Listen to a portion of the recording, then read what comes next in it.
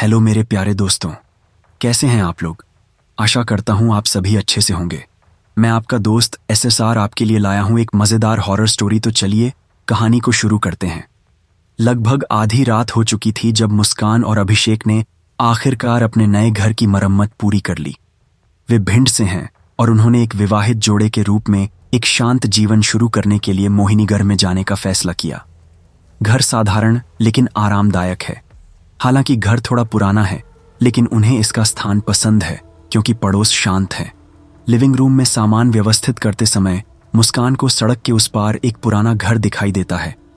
वहां अंधेरा था और निर्जन लग रहा था। अभिषेक, सड़क के उस पार का घर डरावना है। मुस्कान ने शेल्फ पर किताबें रखते हुए कहा। जाने दो ना, महत्वपूर्ण बात यह है कि हम यहाँ हैं और शहर की शोरगुल से दूर हैं। अभिषेक ने पर्दा ठीक करते हुए उत्तर दिया। लेकिन मुस्कान ने चाहे कुछ भी किया हो, वह उस घर को देखने से खुद को नहीं रोक सकी। उसे लगा कि अंधेरी खिड़की के पीछे से कोई देख रहा है। एक सप्ताह के बाद मुस्कान और अभिषेक को नए घर की आदत पड़ने लगी। लेकिन एक रात सोते समय मुस्कान बाहर कदमों की आवाज सुनकर जाग गई। वह धीरे से खड़ी हुई और खिड़की से बाहर झांकने लगी। चांद की रोशनी में उसने सामने वाले घर के आंगन में कुछ हिलता हुआ देखा। अभिषेक, उठो, सामने वाले घर में कोई है। मुस्कान ने फुसफुसाते हुए अपने पति को हिलाया। शायद वह सिर्फ एक जानवर है, अभिषेक ने जवाब दिया। वह थोड़ा परेशान लेकिन अभी भी नींद में है। लेकिन अभिषेक यह देखने के लिए खड़ा हो गया। जब उसने खिड़की खोली तो चारों ओर शांति थी, एक भी सरसराहट नहीं। अगले दिन उन्होंने पड़ोसियों से पूछा।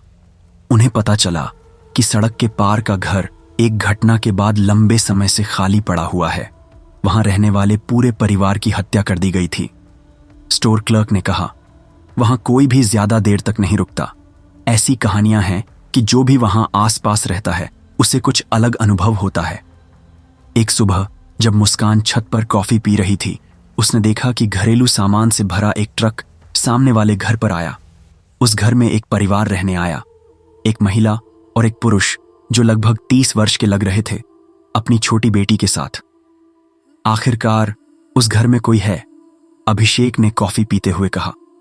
मुस्कान खुश थी क्योंकि उसने सोचा था कि घर के बारे में उसके मन में जो डरावनी भावना थी वह गायब हो जाएगी। कुछ दिनों के बाद उन्होंने जोड़े को एक दूसरे से मिलने के लिए आमंत्रित किया।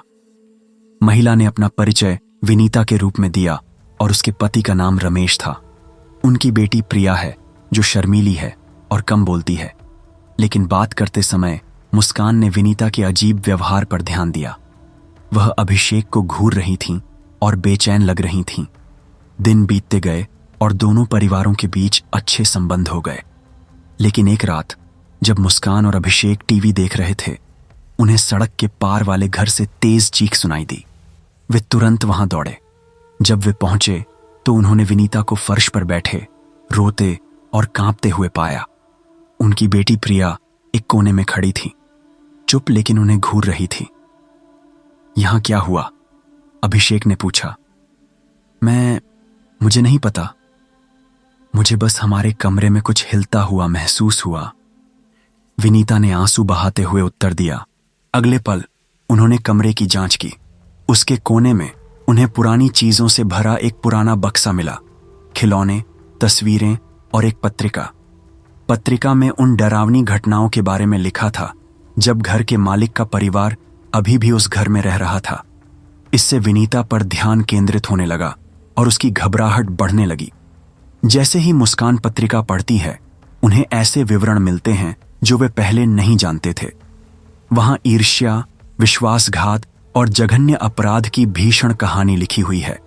ऐसा माना जाता है कि परिवार के पिता को जब पता चला कि उसकी पत्नी का किसी और के साथ संबंध है तो वह क्रोधित हो गया। गुस्से में आकर उसने आत्महत्या करने से पहले पूरे परिवार की हत्या कर दी। ऐसा लगता है कि यह घर उनकी त्रासदी की आत्माओं का ठिकाना बन गया है। जो कोई भी उस क्षेत्र में आता है या रहता है वह अभिशाप का शिकार हो जाता है। एक रात जब मुस्कान बर्तन धो रही थी, उसने देखा कि अभिषेक घर के पीछे के कुएं से पानी लेकर नहीं लौटा है। उसने उसे पुकारा, लेकिन कोई उत्तर नहीं मिला। वह तुरंत अपनी पति को ढूंढने निकली। जब वह पीछे पहुंची तो उसे केवल कुआं दिखाई दिया, जो धीमी आवाज गूंजता हुआ प्रतीत हो रहा था। उसके आसपास सामने वाले घर में जाने के पैरों के निशान थे। वह पड़ोसियों के घर में घुसी, लेकिन वहां कोई नहीं था। रोशनी मंद है और हवा ठंडी है। आखिरी चीज जो उसने देखी वह थी उनकी बेटी प्रिया, जो उसे देखकर मुस्कुरा रही थी, लेकिन उसकी मुस्कान असामान्य थी, मानो कोई अन्य प्राणी उसके शरीर का उपयोग कर रहा हो। मुस्कान ठंडी थी क्योंकि वह नक्शे एकदम पर चलते हुए पड़ोसी के घर में दाखिल हुई। आसपास का माहौल शांत था, लेकिन उसे कुछ फुसफुसाता हुआ लग रहा था, गहरी आवाजें जिन्हें वह समझ नहीं पा रही थी। वह लिविंग रूम के दरवाजे के सामने रुकी और वहां उसने वह पत्रिका देखी जो वे पहले छोड़ गए थे, लेकिन आज यह खुला है और उसमें रखी पत्रिका पर कुछ नया लिखा गया है। आप उसे तब तक नहीं देख पाएंगे जब तक आप सच्चाई देखने के लिए तैयार नहीं हो जाते। पत्रिका पकड़ते समय मुस्कान के हाथ कांप रहे थे। अभिषेक, क्या तुम यहां हो? वह चिल्लाई। उत्तर के बजाय उसने ऊपर से कदमों की आहट सुनी। वह तुरंत सीढ़ियां चढ़ गई, धीरे धीरे, इस डर से कि कहीं वह गिर न जाए या अपना दिमाग न खो दे।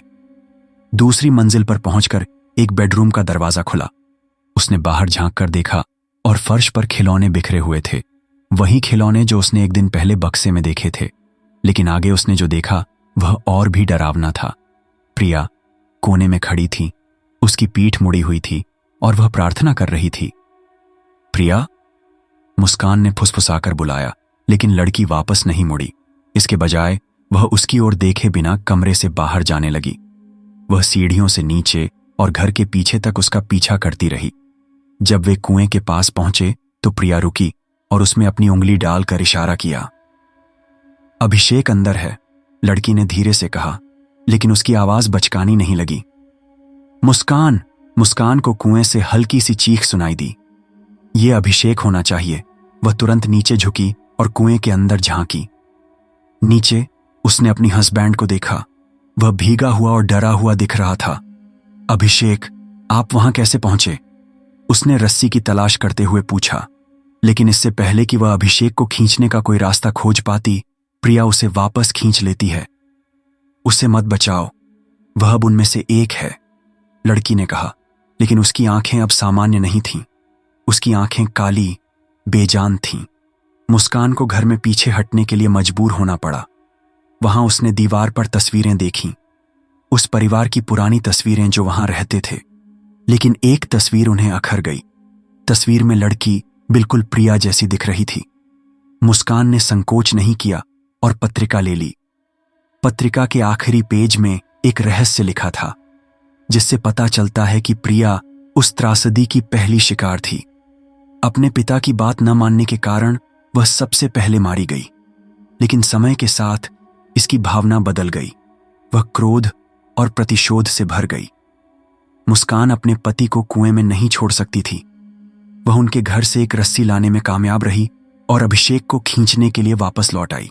लेकिन जब वह वापस लौटी तो वह विनीता और रमेश को कुएं के पास देखकर आश्चर्यचकित रह गई, जो कुएं में अंदर देख रहे थे और बेहोश लग रहे थे।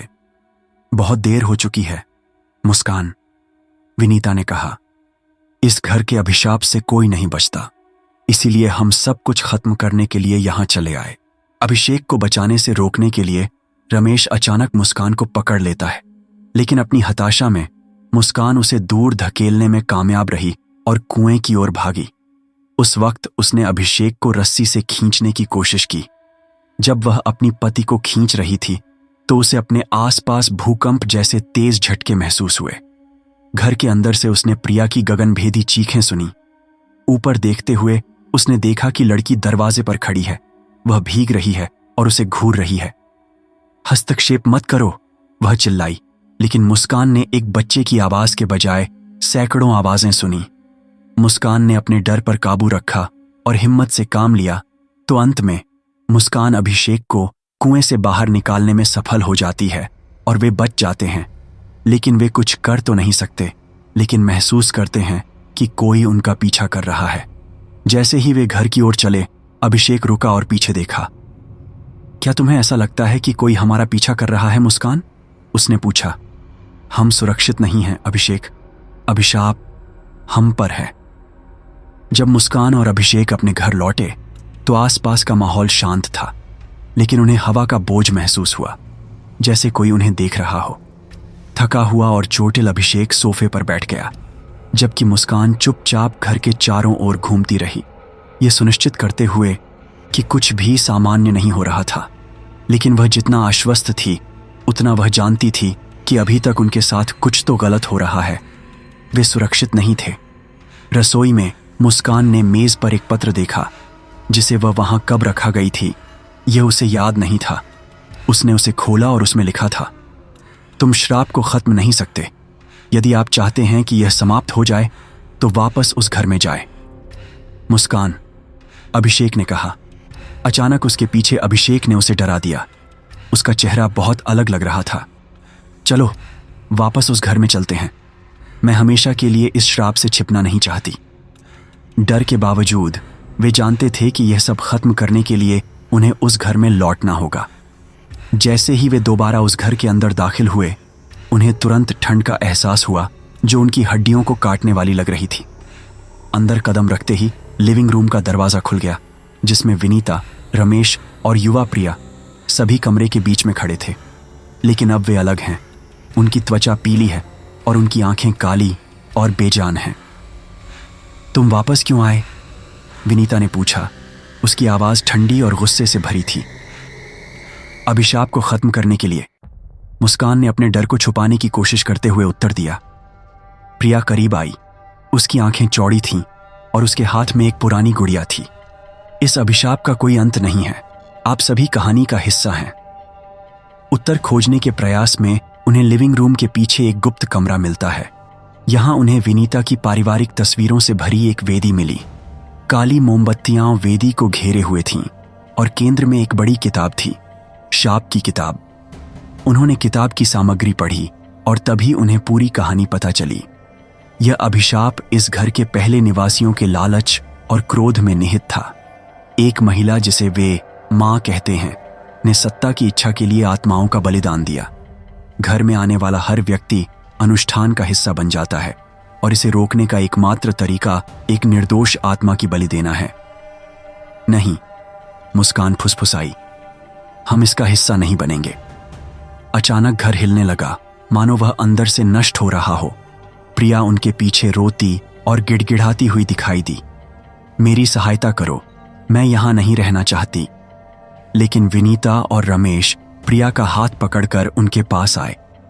यदि आप चाहते हैं कि यह खत्म हो जाए तो उसे जाने दीजिए। मुस्कान ने क्रोध और साहस से भरकर किताब ली और उसे मोमबत्ती से जलाना शुरू कर दिया। विनीता चिल्लाई और अचानक आसपास अंधेरा हो गया। उन्होंने खोई हुई आत्माओं की तरह कई आवाजों की गगनभेदी चीखें सुनी। जैसे ही किताब जलती है, आसपास के परिवार की आत्माएं धीरे धीरे गायब होने लगीं। प्रिया भी गायब होने लगी, लेकिन पूरी तरह से गायब होने से पहले वह मुस्कान को देखकर मुस्कुराई और उसे धन्यवाद दिया। धन्यवाद मुझे मुक्त करने के लिए। जब रोशनी लौटी तो देखा कि मकान ढह गया है। राख के अलावा कुछ नहीं बचा। अंततः अभिशाप समाप्त हो गया, लेकिन वे जानते हैं कि वे कभी भी पहले जैसे नहीं रहेंगे। मुस्कान, अभिषेक ने उस विस्तृत स्थान को देखते हुए कहा जहां घर हुआ करता था। यहां से कोई भी बुरी आत्मा हमारे पास वापस नहीं आएगी। लेकिन अपने मन में वे ये पूछे बिना नहीं रह सके, क्या सचमुच सब कुछ खत्म हो गया? दोस्तों, कहानी कैसी लगी कमेंट करके बताना ना भूलना। साथ ही अपना प्यार और सपोर्ट मेरे चैनल को सब्सक्राइब करके और वीडियो को लाइक शेयर करके देना ना भूलें। मिलते हैं ऐसी ही दिल दहला देने वाली सच्ची कहानी के साथ। तब तक के लिए bye, take care, Radhe Radhe.